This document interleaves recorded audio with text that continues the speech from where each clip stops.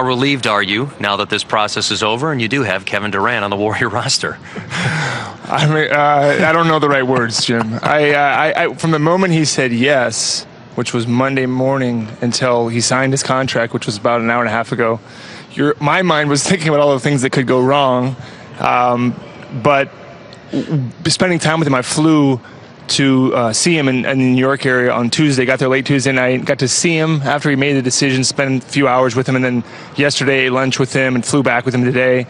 And so I knew he was happy, and that's what I most wanted. It's hard to get to know someone over the phone. It's almost impossible. And in the meeting, he was very kind of reserved and quiet.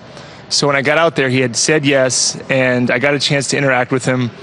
And you know, it's just exciting. I'm excited, obviously, for our team, but I'm excited for our community.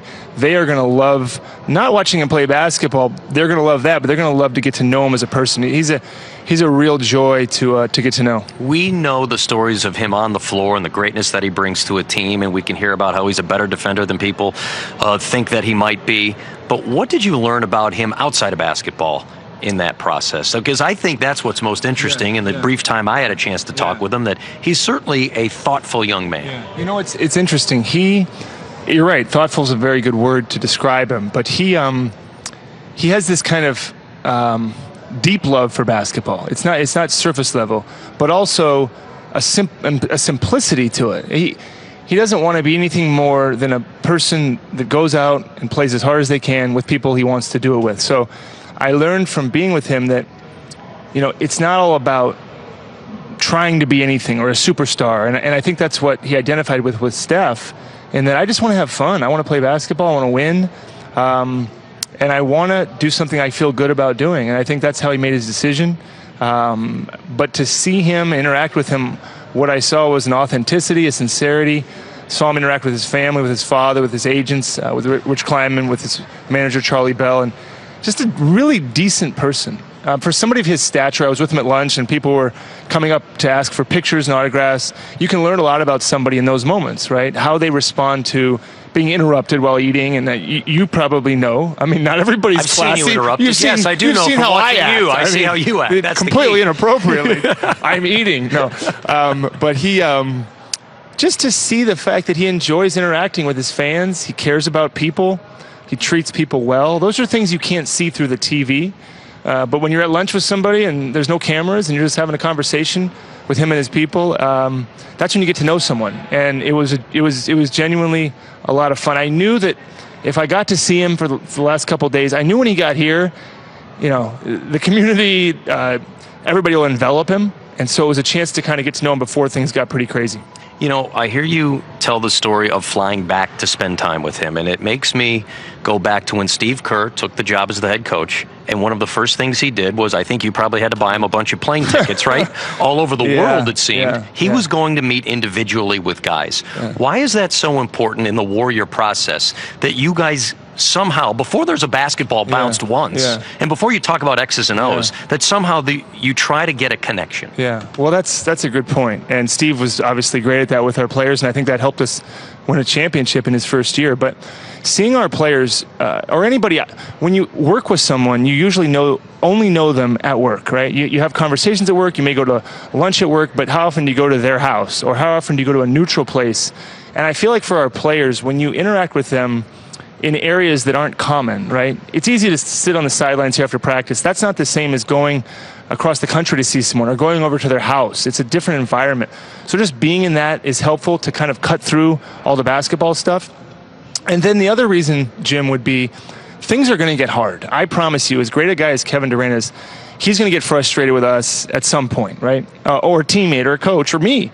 And you need to have some equity in that relationship before that moment happens, because if you do and you feel good about each other and you know where each other's coming from, you can overcome those moments that are difficult. Just like a team, adversity in sports happens to the best teams. And you have to then be ready to confront it and respect each other and have hard conversations. So the more work you put in before the adversity comes, the better chance you have to succeed when it does come. Your most recent interaction with him outside of this was in the 7-game playoff that you had against him and the Oklahoma City Thunder.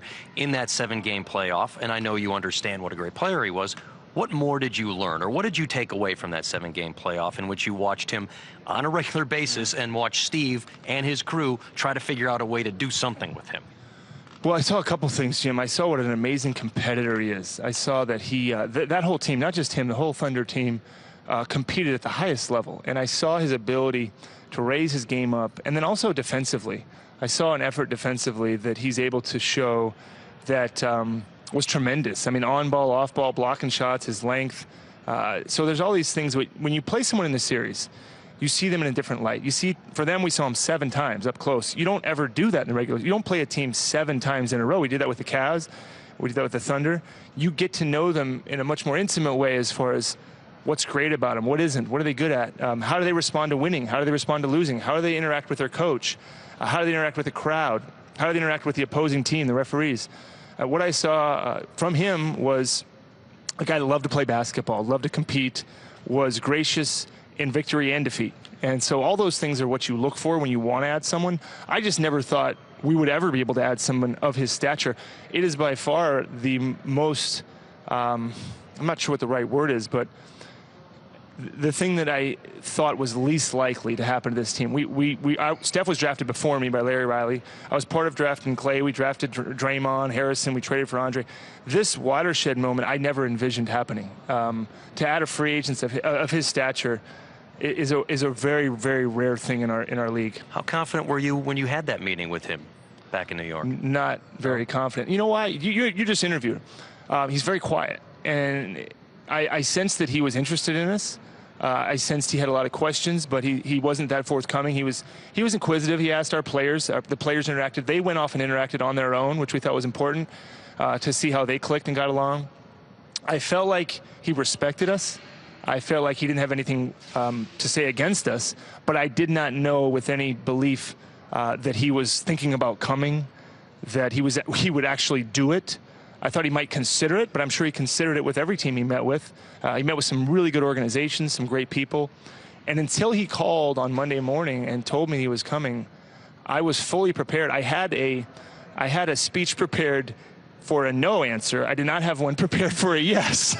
I kind of stumbled over my words when he said, I'm coming. I was fully prepared to say, Kevin, thank you for the opportunity and considering us, and good luck in the rest of your career. I had that down. I did not have the other part down, so it was kind of a yell and a scream, and I probably did a bad job of it, but look, he's here, and we're lucky. It seemed to work out. Yeah. It's everything beforehand. Don't worry about what's after I fumbled right? It was like a guy that doesn't know how to celebrate. It was weak. That's okay. That's okay. Yeah. You can learn to celebrate on that. You're right. We understand this is Kevin Durant's day, and it should be, but because of this decision, there are spinoffs. Yeah. You have to fill out a roster. Yeah. How close are you to filling out that roster, and how many calls are you getting from veterans who might be willing to take a little less because they know how competitive you will be for a championship? Well, we still need to add probably 2 or 3, 4 guys, and so that's important. We were very good with our bench the last few years, and you realize how important that is to get through the regular season, and even in the playoffs, you need guys to step up. We are in a position where players are willing to take less. It doesn't mean they have to. We were saddened to see Barbosa go. We couldn't compete with that. We're very happy that he's getting compensated at a level we couldn't compete with. But yeah, we have a job to do. It's not going to be easy. You can't have a perfect team, but adding Kevin Durant, you kind of roll with the punches after that and do your best.